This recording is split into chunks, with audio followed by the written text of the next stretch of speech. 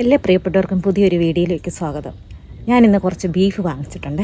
അപ്പോൾ നമുക്ക് ആ ബീഫ് കറി വെക്കുന്ന പരിപാടിയിലേക്ക് കടക്കാം.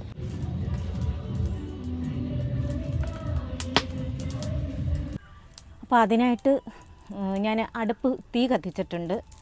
നമുക്ക് ചീനച്ചട്ടി അടുപ്പത്ത് വെച്ച് ബീഫും അതിൻ്റെ കൂടെ അതിന് അത്യാവശ്യം മസാല ചേർത്ത് നമുക്ക് അടുപ്പത്ത് വെച്ച് അത് വേവിച്ചെടുക്കാം. പിന്നീട് വീണ്ടും നമ്മൾ ആവശ്യത്തിനുള്ള മസാലകളൊക്കെ ചേർത്ത് താളിച്ച് എടുക്കുന്നുണ്ട്.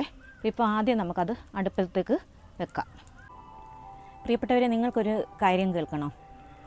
ഞാൻ എൻ്റെ മിക്ക വീഡിയോസും ഞാൻ തന്നെയാണ് ചെയ്യാറുള്ളത്. എൻ്റെ മോന് ചിലതിന് മാത്രം എന്നെ ഹെൽപ്പ് ചെയ്യാറുണ്ട്. ഇപ്പോൾ ക്യാമറ പിടുത്തവും എഡിറ്റിങ്ങും കാര്യങ്ങളും എല്ലാം ഞാൻ ഒറ്റയ്ക്കാണ് ചെയ്യാറുള്ളത്.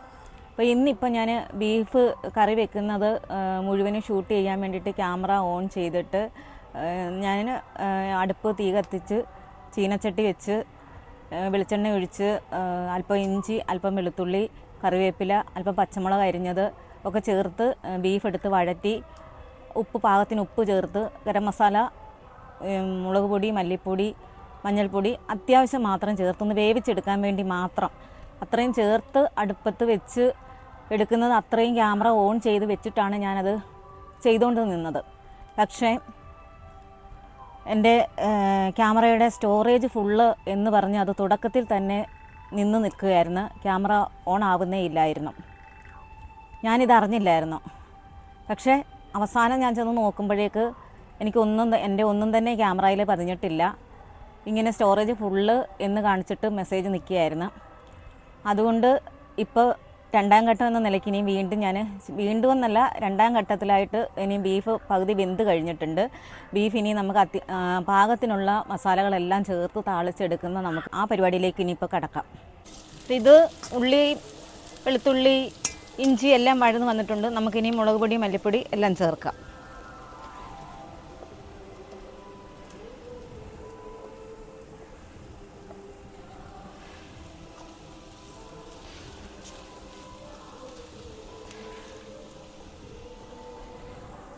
മസാലപ്പൊടിയാണ്,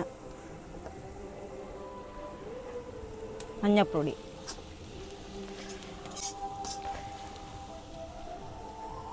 ഒരല്പം വെള്ളം നമുക്ക് ചേർത്ത് കൊടുക്കാം.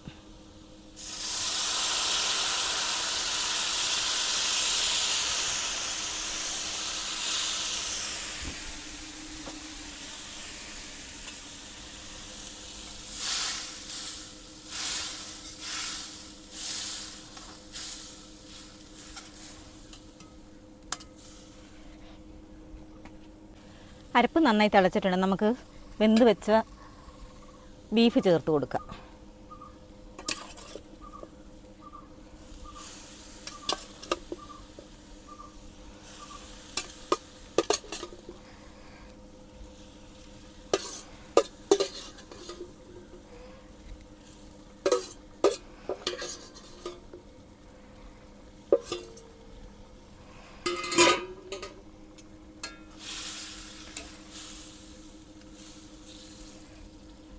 ഇത് വെന്തതായതുകൊണ്ട് നമുക്കിനി അധികം വേവില്ല.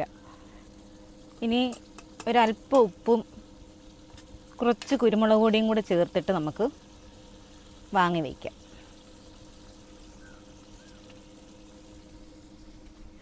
നമ്മൾ ഉപ്പ് ആദ്യം ചേർത്താണ് വേവിച്ചത്. അപ്പോൾ നമുക്ക് ഇപ്പോൾ കുറച്ച് ഉപ്പ് മതി. അരപ്പിന് മാത്രമുള്ള ഉപ്പ് മതി.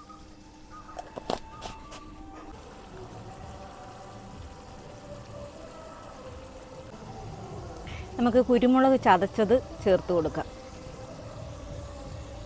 നമ്മുടെ കറി റെഡി ആയിട്ടുണ്ട്. നമുക്ക് വാങ്ങിയേക്കാം.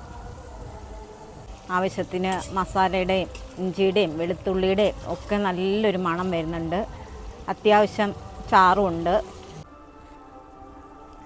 അപ്പോൾ കപ്പ പുഴുങ്ങിയതുണ്ട്, ആവി വറക്കുന്ന കറിയും റെഡി ആയിട്ടുണ്ട്. അപ്പം നമുക്ക് കപ്പയും ബീഫും കൂടെ കഴിക്കാം. ഇതാണ്ടേ, നല്ല അടിപൊളി ടേസ്റ്റാണ് കേട്ടോ ബീഫിന്.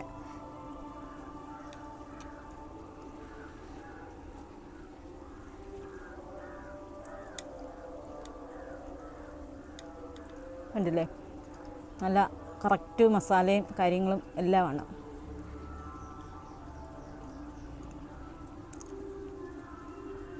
എൻ്റെ ഈ ചെറിയ വീഡിയോ എല്ലാവർക്കും ഇഷ്ടപ്പെട്ടെന്ന് കരുതുന്നു. അടുത്ത വീഡിയോയിൽ കാണാം.